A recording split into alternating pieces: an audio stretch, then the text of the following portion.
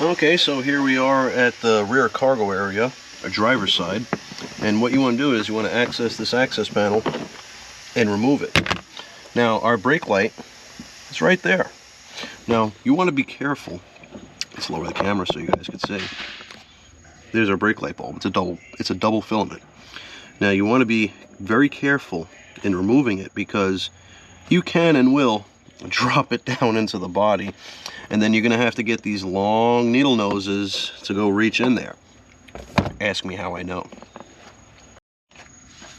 Alright, so to get the bulb out, it's just a simple counterclockwise twist, about a little less than 45 degrees. Take the bulb out, and you can see the filament in there is all Gugats. Take that out, socket, brand new bulb. Very good.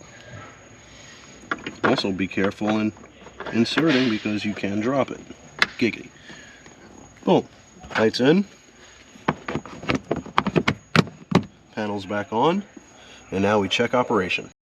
Well, it's a good thing I double checked the brake lights because the third brake light didn't work either. So the way to replace this guy is you take this panel down. So here we are at the bulb. Since we gain access pretty easily, all you gotta do is make a counterclockwise twist, giggity, and we got the bulb out. Very good. And all you gotta do,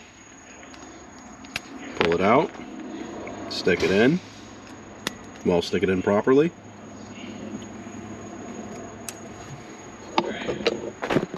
Make your connection. Find the hole properly and twist. Bulb is in. Alright, so now is the official check. 1, 2, 3, like, subscribe, hit that bell notification for further content.